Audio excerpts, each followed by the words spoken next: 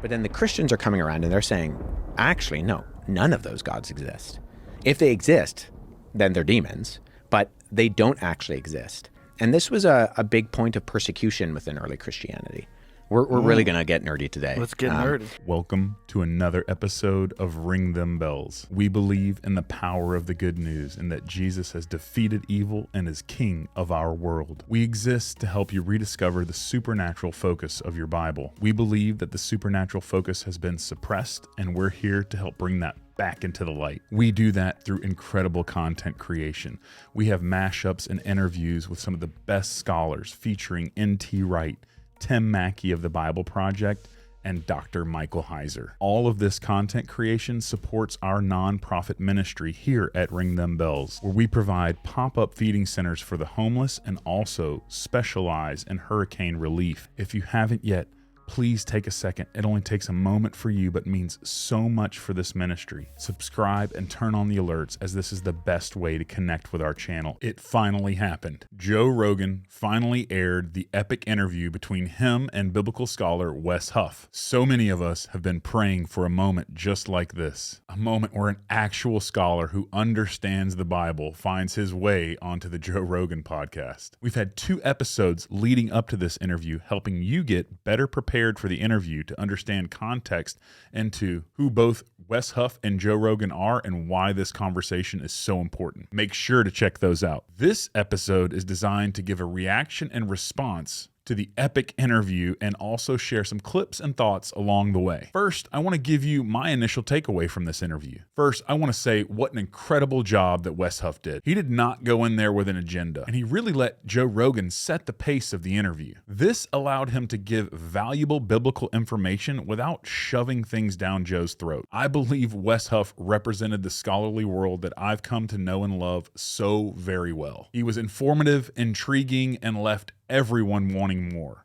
including Joe Rogan. He stood for the gospel and for Jesus, but he also formed a relationship and friendship with Joe, and I think this is so valuable and so important. And I also believed he formed that same relationship with many of Joe's fans through this amazing interview. By creating this relationship, Wes is now a trusted biblical resource for not only Joe Rogan, but for much of his listeners. I believe that's a huge win for the present and for the future. Now, I do have a couple things that I think could have been said better or maybe were missed. One, I wish the supernatural focus that our Bible holds would have been addressed more. I think this is something that's right up Joe Rogan's alley, and I wish Wes could have brought this up a little more. There's 2 books that were not mentioned that I wish would have been brought up. First, the Book of Enoch and how it connects and informs the Jewish narrative. Joe would have loved to understand Wes's knowledge about this book. I really wish it would have got brought up. Second, a book that only got brought up for a moment that I thought would be a focus for Wes was The Sacred Mushroom and the Cross. This is a book that we already explored in one of our last episodes. We're going to talk about in this one as well, that Joe Rogan talks about all the time. It's a heretical book that teaches that early Christianity was only formed out of ancient mushroom cults. Joe talks about it all the time. We're going to discuss it later on in this episode as well. Also, one clarifying point that I'll go over in a future video is the resurrection. I really think Wes did a great job of presenting the truth and claims of the resurrection, but then actually understanding what the resurrection is. I think we could have used a bit more clarity, and I'm going to make a video about that, and I think you guys are going to love it. Lastly, I could not stop thinking about what would have happened if Joe Rogan would have gotten the chance to interview the late, great Dr. Michael Heiser. This thought weighed heavy on me as I watched the entire interview. It's led me to want to create a mock interview between Joe Rogan and the late, great Dr. Michael Heiser, taking many of the questions that I've heard Joe ask in former interviews and podcasts, and then putting in some responses from Dr. Michael Heiser that he would say. So stay tuned for that. I'm really excited about creating it. But in our first release of this interview, I wanted to go over what did the Dead Sea Scrolls, mushrooms, Gnosticism, and the complete scroll of Isaiah have to do with each other. Let's get started together and find out. What is the oldest version of the Bible or the stories in the Bible? Is it the Dead Sea Scrolls or are there older versions? The Dead Sea Scrolls are the oldest of the Old Testament. So when they were discovered, so they were discovered in 1946 to 1957. And at that point, during their discovery, they pushed back a lot of our previous oldest manuscripts 1,000 years, which was a big deal. How old are they? They're anywhere between the 3rd century BC and the 1st century BC. So it's kind of tricky because the Dead Sea Scrolls they're like a library that we refer to. So it's approximately 970 documents, but it's distributed out between 10,000 and 11,000 fragments, animal skins, papyri, and then some of them are actually done on copper. Really? They're like inscribed in copper. Oh, wow. Yeah, one of the coolest ones. Actually, this relates because I know you're a Marco Allegro guy. The first time I was introduced to Marco Allegro was not his Sacred Mushroom and the Cross stuff, but he published a book on what's called the Copper Scroll, because part of the Dead Sea Scroll fragments is this inscribed document on copper, which is an ancient treasure map. Okay, so this is where Wes briefly brings up the book by John Marco Allegro, The Sacred Mushroom and the Cross. I thought for sure Joe was going to take the bait and ask him something about it, but I think maybe he had watched a video of Wes refuting it from before and just decided to avoid it. So we're not going to avoid it in this video. I want to go over some of the information that Wes has brought up about this book in a previous video, and then also show how this connects to Gnosticism. Because I really feel like this is a point for Joe Rogan's listeners and just for everybody to really understand about early Christianity and how it was mingled with Gnosticism, and that those two things are actually very separate. There's a book out there called The Sacred Mushroom and the Cross that claims that the founding of Christianity was due to a gigantic misunderstanding. That the stories in the New Testament were originally just psychedelic mushroom experiences combined with ancient fertility rituals. You could be asking, Wes, why bother addressing this topic? Well, the reason I chose to make this particular video and not talk on some other topic is that this book and theory is constantly talked about by the famous podcast host Joe Rogan. Connections between ancient religions and psychedelics, like any of the John Marco Allegro stuff. John Marco Allegro, author of The Sacred Mushroom and the Scroll, Sacred Mushroom and the Cross, where John Marco Allegro alleged that the entire Christian religion was essentially a misunderstanding, and it was really all about the consumption of these psychedelic mushrooms and fertility rituals, and that these were all sort of captured in stories and tales and parables. The Sacred Mushroom and the Cross. Yeah. Did you read it? The Dead Sea Scrolls and the Christian Myth as well? From Allegro. Yeah. You know about that guy, John Marco Allegro? Do you know who he is? No. He's the guy who deciphered the Dead Sea Scrolls. Oh, okay. He worked on the panel for 14 years, and he wrote a seriously controversial book. And the second book was the Dead Sea Scrolls and the Christian Myth. And the first one was the Sacred Mushroom and the Cross. Well, first, let's talk about what Allegro argued, and then let's talk about why it just doesn't work. Because throughout Allegro's work and his publications, he connected the development of language to the development of religious narratives and rituals. He used etymology, which is the study of the origin of words, and connected particular important words in the Bible and a few other ancient religions to hallucinogenic experiences from plants. And based on this, he came to the conclusion that Jesus did not exist, the Gospels were a hoax, and that what Christianity eventually turned into was nothing more than the misunderstanding of ancient fertility cults in which the object of worship was a psychedelic mushroom. Allegro is basing his entire thesis on the tracing and the origin of words. This is an immediate red flag because of what is known as the etymological fallacy. And the etymological fallacy is a genetic fallacy that states that a word or phrase's true or proper meaning is derived directly out of the oldest meaning of said words or the compounds or components of said words.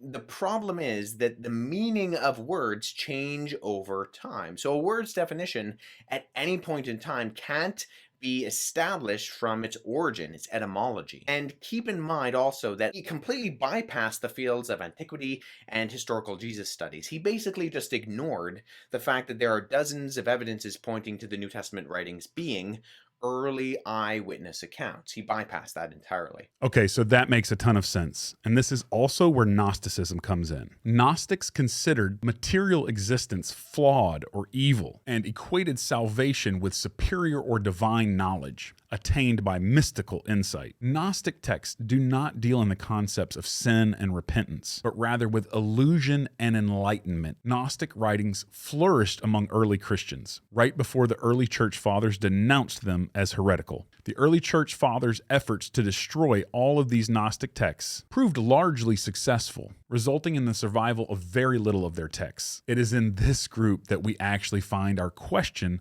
that comes out of John Mark Allegro's book, The Sacred Mushroom and the Cross. These early sects that he documents were not Christians, but were Gnostics. Some of these early Gnostic sects promised their followers divine knowledge through inducing mushroom trips. As the church did its best to stamp out any traces of Gnosticism, it is these remaining stories that John Mark Allegro picks up and calls Christian. He takes the information from Gnostic cults, and because they have a Christian flavor, calls them Christian history when they are not. Gnosticism is not Christianity. It is literally the exact opposite. It is a continuation of the same stories told about Israel's ancient neighbors and the Anunnaki, saying there's another way other than the one true God to receive divine knowledge and wisdom. And this is the primary reason for why Joe Rogan's fascination with this book is troublesome. So now we've got our connections between mushrooms and Gnosticism. We want to get back on this Dead Sea Scroll trail. We've got some more information about the Dead Sea Scrolls from that epic interview,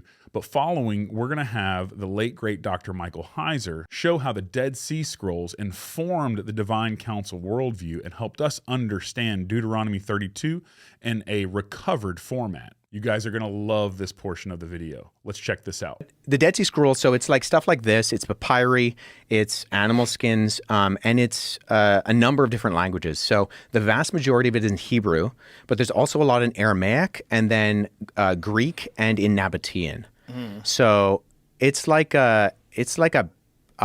umbrella term to describe a whole bunch of literature.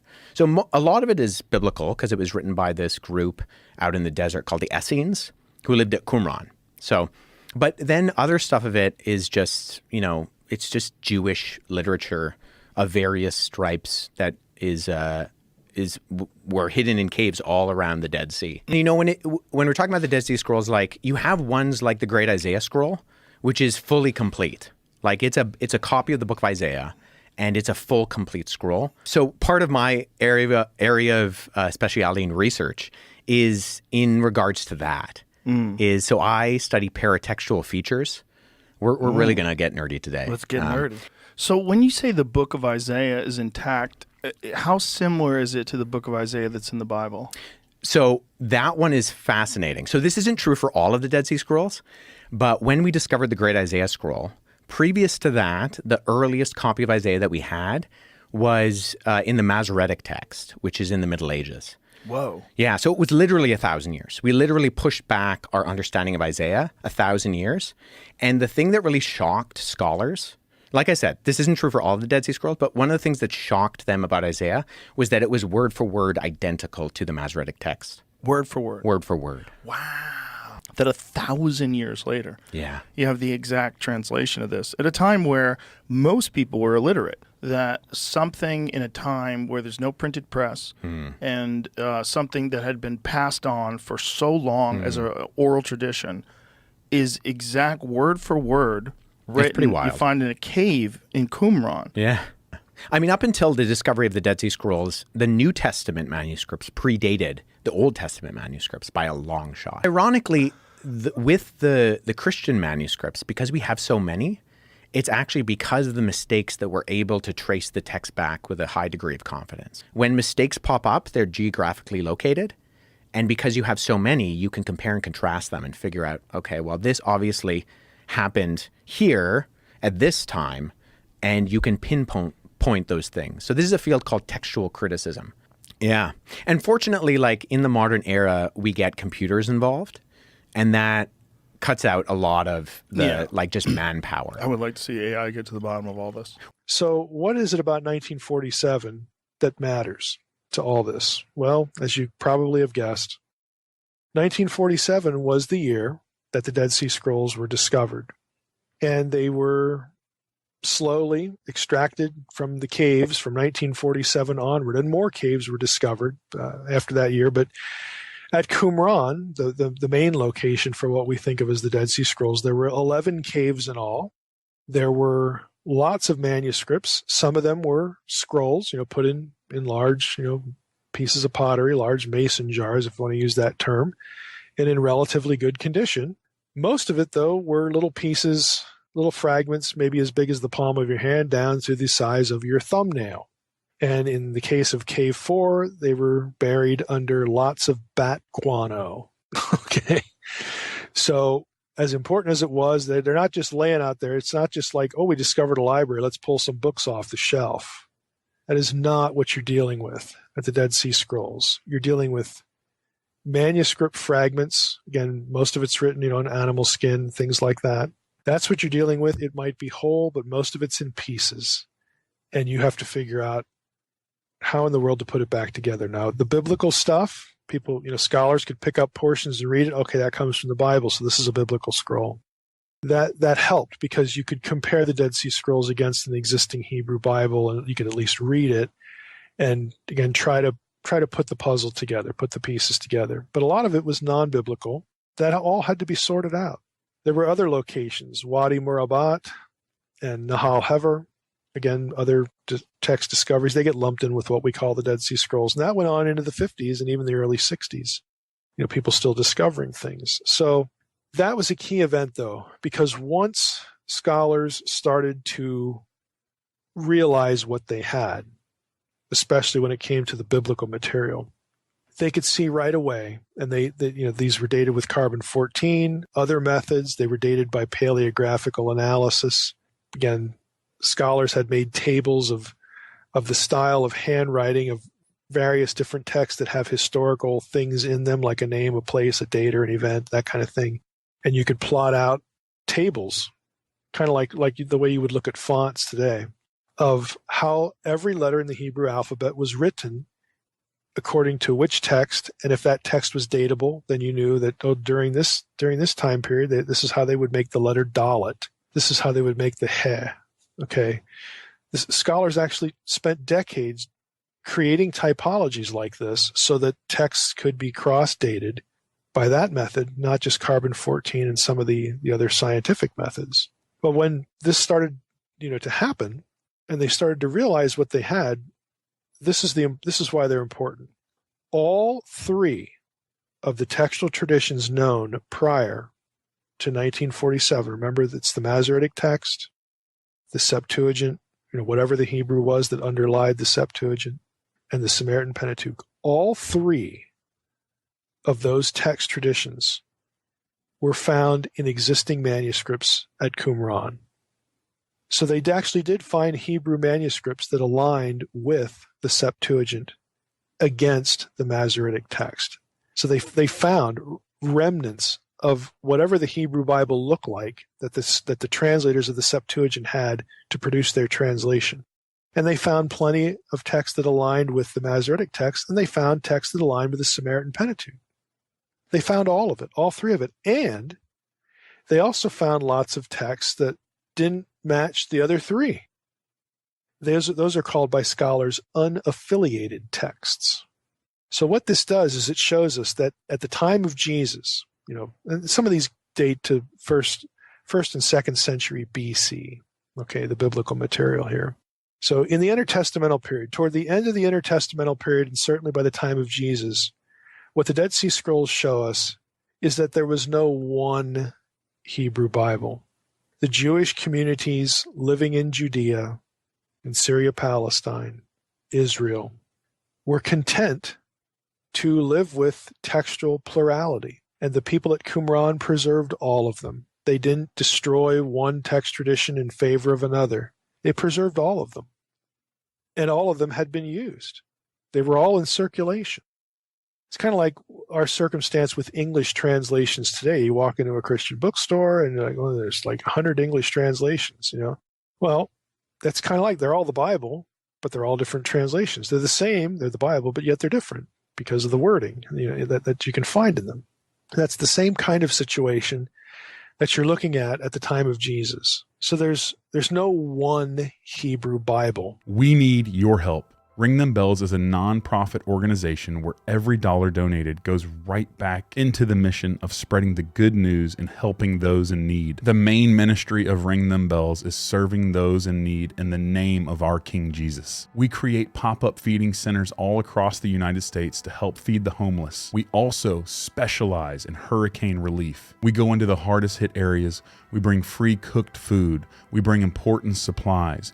We're going to bring prayer to these people, and most importantly, we bring hope to those in need. And you can help with this. Over the past year, we have fed over 2,000 meals, and next year, we want to double that. We can't do this without your support. Everything we create here and all of the food that we serve is free because it's paid for by generous viewers just like you. If you feel led to donate and join the mission with us here at Ring Them Bells, click the Give Butter link in the notes and comments of this video. For anyone who donates monthly, we want to say thank you. We're going to mail you out some swag. You're going to be joined into our exclusive Bells Angels Club, where you'll get swag and exclusive content that no one else gets. If you can't support us financially, please continue to like and share the content, as this helps us so much with spreading the good news about what Jesus has done for our world. God is growing this community in ways that I could never imagine, and I am so grateful to be a part of this with you. We are literally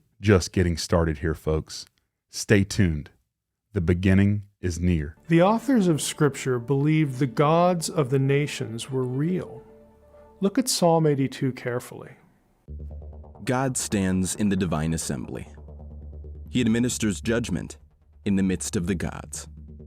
When you really look at Psalm 82:1, it's kind of shocking. But there it is, plain as day. God presides over an assembly of gods that he calls his sons. We're just not used to thinking of the heavenly host in those terms, but that's what the Hebrew text says. Psalm 89 says the same thing about God's counsel in the heavens. A God feared greatly in the council of the holy ones. The Hebrew word translated gods in Psalm 82 is Elohim. Now, most of the time, it should be translated as capital G, God, but sometimes it's plural, and Psalm 82:1 has both. The problem for us is that we think this is a problem for monotheism, but it's not. We're taught to associate the letters G, O, and D with a specific set of unique attributes. That's why putting an S on the end makes us queasy.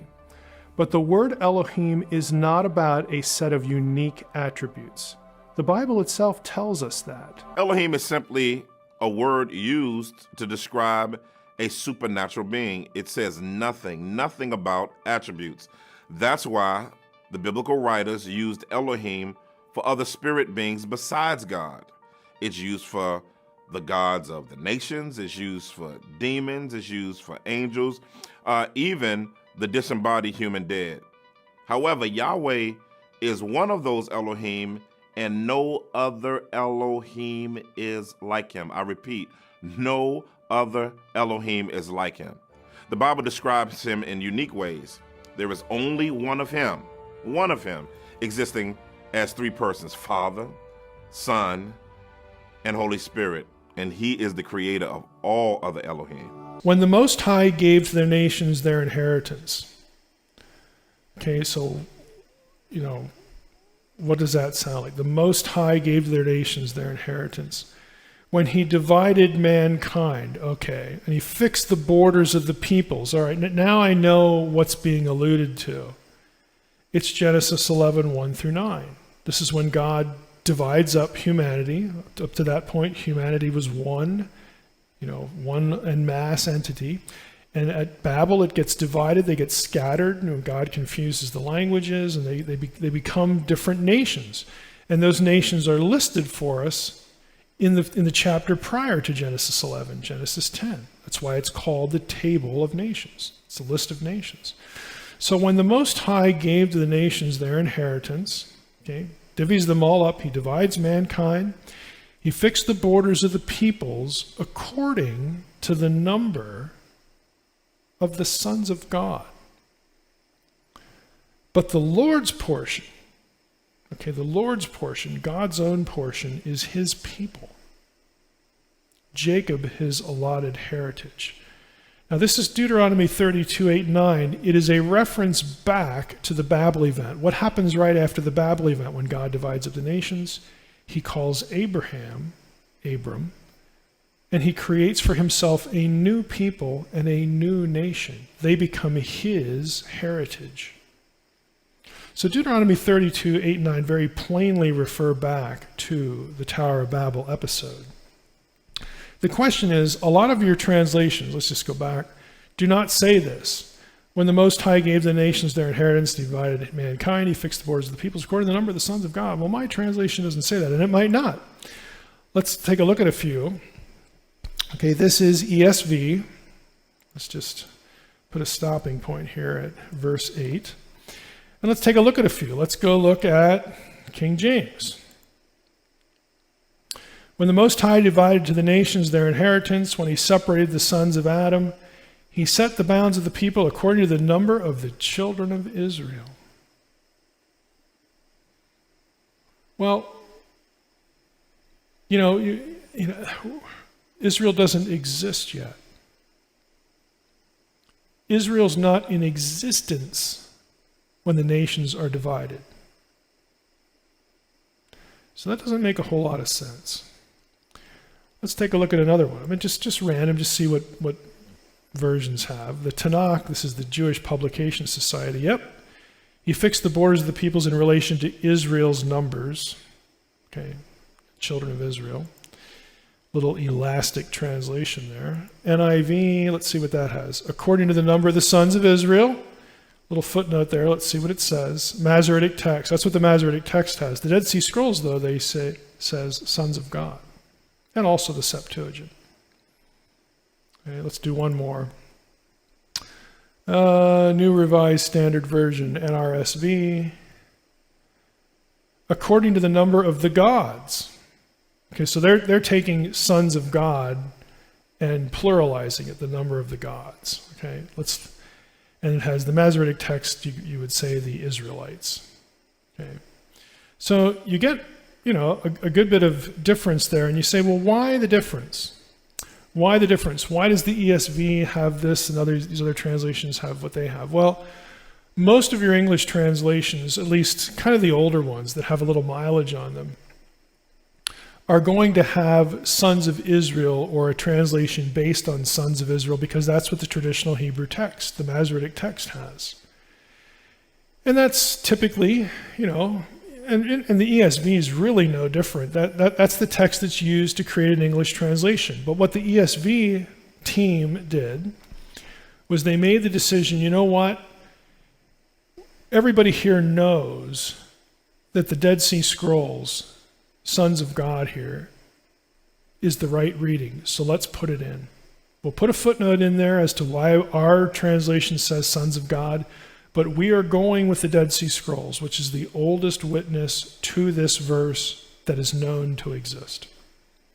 And so they just did that. And this isn't the only place they do it. They do it in other places too, which is why I like the ESV for Deuteronomy 32, except for verse 17. It's a terrible translation. I did a whole peer-reviewed article on why the ESV is wrong in Deuteronomy 32:17. But it's bad. It produces a self-contradiction in the chapter, which is why it's bad.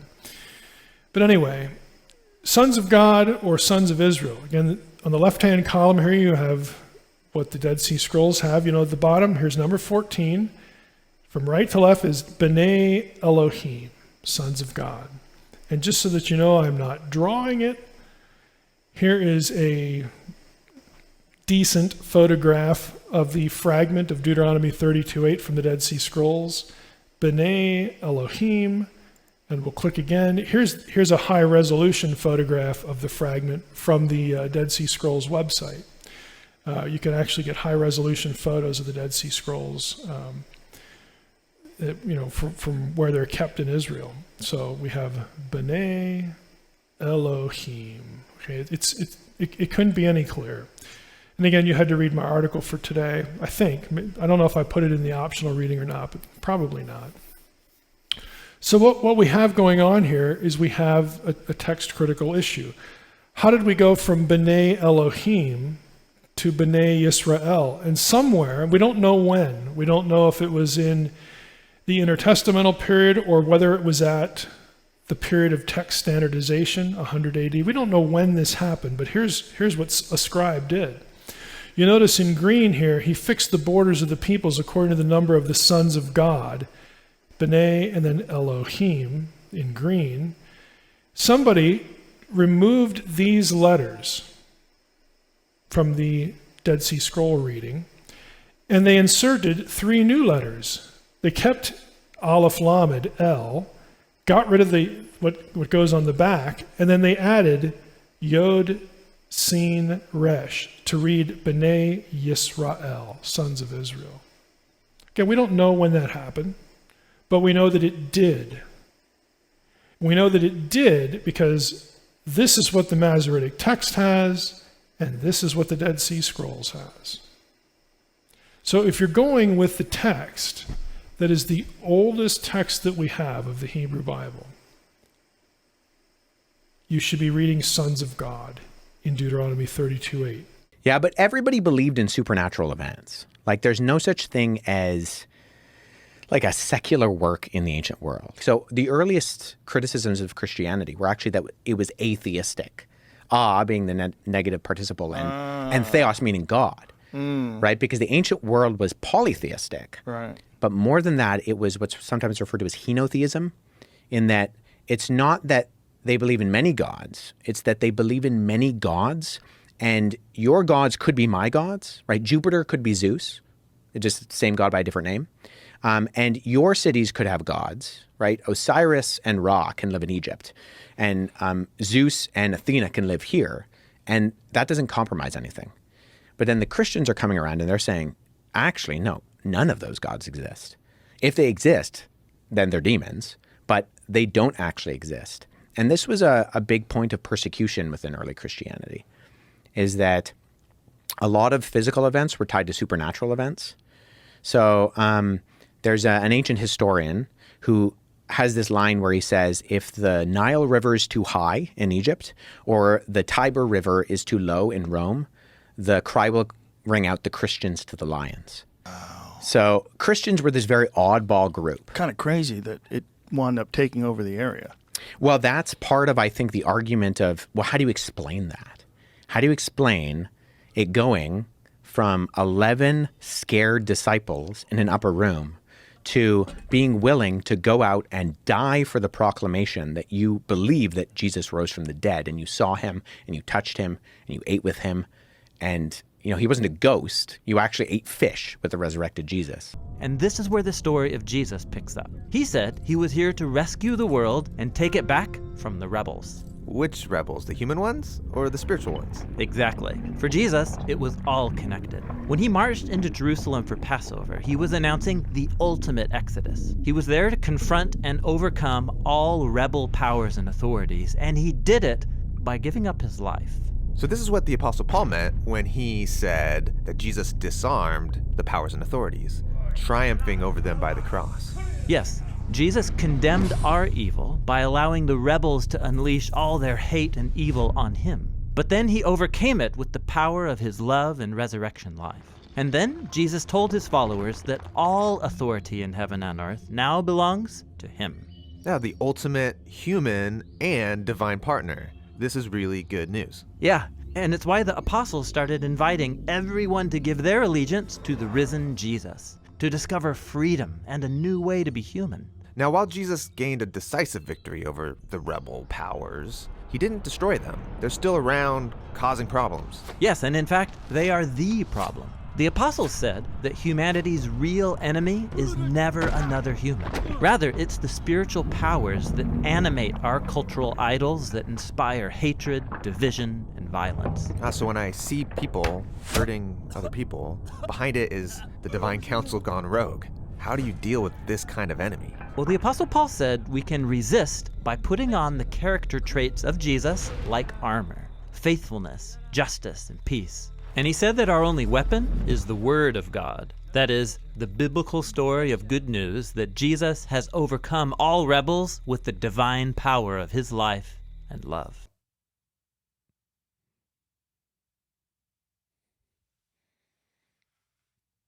Okay, so that is just the first release of us going over this epic interview between Joe Rogan and Wes Huff. We're going to have future releases coming out soon going over chaos and how that relates to the ocean. We're also going to continue to go over Zecharia Sitchin and his false claims about the Bible and how Michael Heiser helps us clear that up. We've got a lot of fascinating content coming your way. Make sure you're subscribed and you've got your alerts turned on. Stay tuned. The beginning is near.